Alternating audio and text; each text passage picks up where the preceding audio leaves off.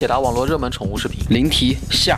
温馨提示：本期视频是我对之前灵缇视频的深度解答，看完之后就不会误解灵缇这个品种了。问题一：灵缇分哪些品系？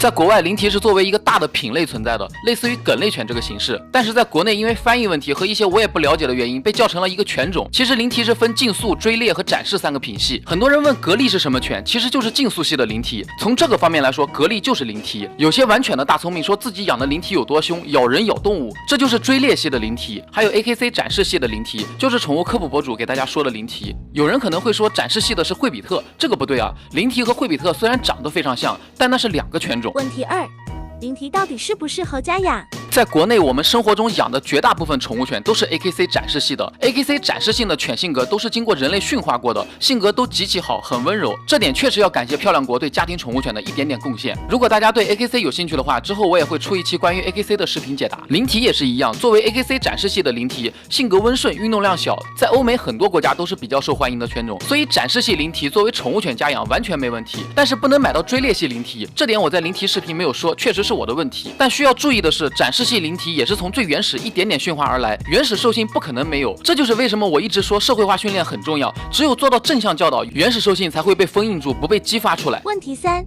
那为什么还要禁养灵缇？开头就说了，因为翻译问题导致在国内三个品系的灵缇没有区分，加上国内一些玩犬的人就喜欢玩烈性犬。虽然我们养宠物犬的和它们有本质区别，但大多数普通人对宠物知识知之甚少，看到有这么凶的狗，就会造成潜意识认为所有狗都咬人的刻板印象。毕竟养宠物犬的还是小众，作为城市管理者们，为了避免大众的恐慌和不必要的麻烦，很多城市都是直接禁养大型犬。这在我们养宠人看来确实觉得不能理解，但站在大众的角度，这可能是相对较好的解决办法。我们养宠人同样也是公民，需要换位思考，互相理解。总结：科普知识靠的不光是经验，还要靠理论支持。我有10几年的养宠经验，认识不少宠友，但知识还是很片面。给大家出视频也需要花大量时间问朋友查资料，确保输出知识的正确性。我认为做专业的视频博主，就是要用最少的时间把需要表达的意思说出来，语言要通俗易懂且精炼，不能有废话。因为大家的时间都很宝贵，我们要尊重看我们视频的人。作为宠物科普博主，需要做到的就是客观事实一定要遵守，主观言论就是自己的理解，不求完全认同。大家都可以各抒己见，但是不能把自己的主观言论当成客观事实去说。就像某些大聪明养个追猎系灵缇，然后就大肆说灵缇都咬人，